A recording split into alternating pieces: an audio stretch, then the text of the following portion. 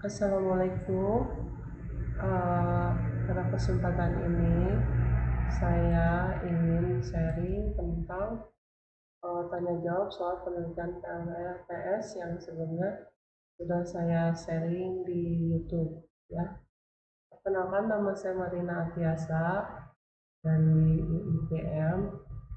Saya membuatnya tahun 2023.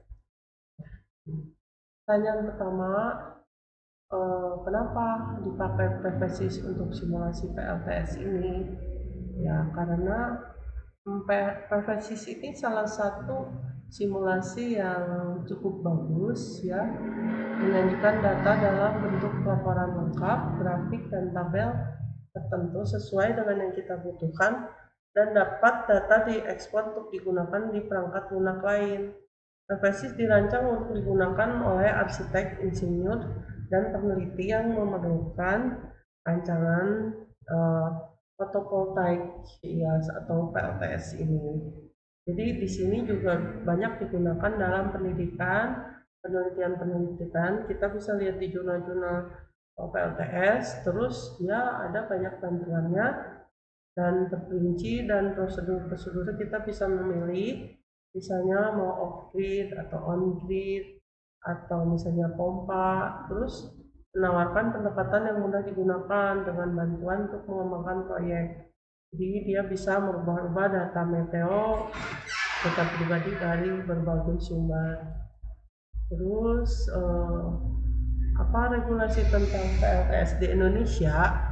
Nah, di Indonesia itu ada regulasi tentang PLTS, yaitu ada ketentuan tentang ekspor KWH listrik, ada nomor 49 tahun 2018 yaitu 65%, terus ada peraturan Menteri SDM tentang PLTS atap nomor 16 tahun 2019, ada yang nomor 26 tahun 2021. Di sini ketentuan ekspornya 100%, terus ketersediaan meter KWH ekspor impor paling lama 15 hari setelah SLO diterima PLN. Terus kalau yang nomor 26 tahun 2021 paling lama 15 hari setelah SLO diterima PLN. Terus kalau kelebihan akumulasi selisih tagihan dinihilkan. Kalau nomor 49 tahun 2018 paling lama 3 bulan. Kalau ini 2019 tidak ada, kosong. Kalau nomor 26 tahun 2021 selama 6 bulan. Terus jangka waktu permohonan PLTS atap menurut peraturan nomor 49 2018 paling lama 15 hari. Kalau sesuai Permen SDM nomor 49 tahun 2018 5 hari tanpa penyesuaian perjanjian jual beli listrik PJBL dan 12 hari dengan adanya penyesuaian PJBL. Terus nah, kalau ketentuan konsumen pada peraturan nomor 49 tahun 2018 ketentuan konsumennya itu hanya pelanggan PLN. Kalau menurut peraturan nomor 26 tahun 2021, pelanggan PLN dan pelanggan wilayah juga bisa menjadi konsumen PLTS atau ya. Kemudian di sini ini saya ngambil sumbernya dari sini ya, dari ESDM. Nah, di sini ketentuan konsumen PT PLN dari golongan tarif untuk keperluan industri dikenai biaya kapasitas dan biaya pembelian energi listrik darurat dengan formula biaya kapasitas sama dengan kapasitas total inverter dalam kilowatt kali 40 batas beban minimum listrik menyala dalam 1 bulan jam kali tarif tenaga listrik. Kalau yang peraturan yang 2019 dikenai biaya kapasitas dengan formula biaya kapasitas sama dengan kapasitas total inverter dalam kilowatt kali 5 jam kali tarif tenaga listrik. Kalau yang tahun 2021 dikenai biaya kapasitas dengan formula biaya kapasitas sama dengan kapasitas total inverter dalam kilowatt kali 5 jam kali tarif tenaga listrik. Maaf ya. Nah, ini terus ada lagi mekanisme pelayanan berbasis aplikasi. Kalau dari 2018 peraturan tidak diatur, 2019 tidak diatur.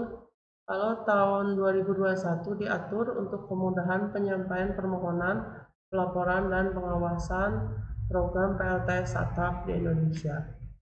Kalau ketersediaan pusat pengaduan PLTS atap dan ketentuan lainnya, kalau 2018 tidak diatur, 2019 tidak diatur, kalau yang 2021 diatur ya, untuk memudahkan. Terus bagaimana dengan masalah PLTS Indonesia apa yang terbesar? Nah, dari pertanyaan ini kita bisa menyimpulkan bahwa dari jurnal-jurnal yang saya baca, regulasi pemerintah yang kurang mendukung dan kurangnya dukungan pemerintah dan juga kurangnya subsidi. Karena PLTS itu kan memerlukan tempat yang luas. Nah, kalau di negara lain itu pembebasan wilayah itu didukung oleh pemerintah, tapi di kita belum. Dan juga karena PLTS ini membutuhkan biaya yang mahal untuk awalnya, maka kita juga kurang adanya subsidi dari pemerintah. Terus bahan baku PLTS juga masih impor dan mahal. Terus ketiga, kurangnya sosialisasi ke masyarakat mengenai energi terbarukan khususnya PLTS. Terus industri PLTS yang masih kurang di Indonesia, jadi masih mengandalkan energi fosil.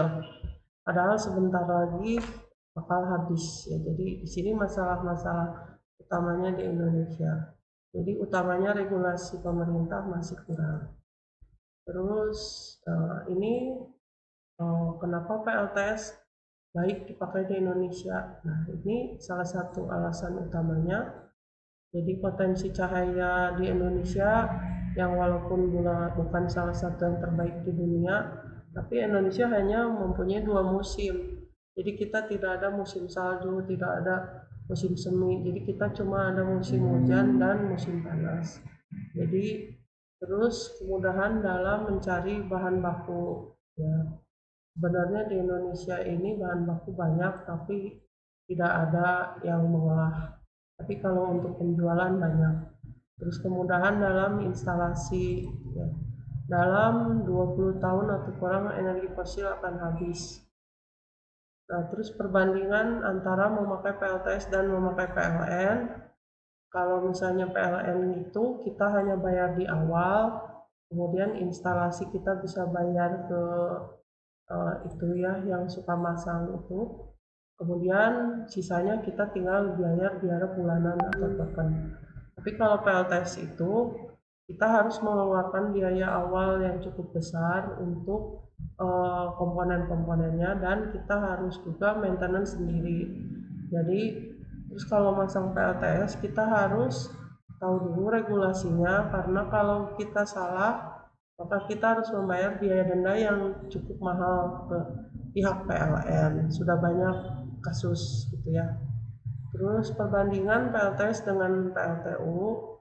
Nah, saat ini pasokan energi terbesar di Indonesia masih didominasi oleh PLTU dengan bahan bakar fosil yaitu batu bara, terus energi gas bumi 19,3%, minyak bumi 31,2%, dan batu bara 38%, dan sisanya energi terbarukan hanya 11,5%. Ini data tahun 2021. Dan PLTU merupakan salah satu penyumbang utama emisi gas rumah kaca yang menyebabkan terjadinya perubahan kondisi iklim di Indonesia dan dinilai kurang baik jika tetap dipertahankan mengingat target ya emisi ini kita ingin menurunkan karena efeknya cukup itu juga cukup bahaya juga. Baik, demikian dari saya, semoga bermanfaat. Assalamualaikum warahmatullahi wabarakatuh.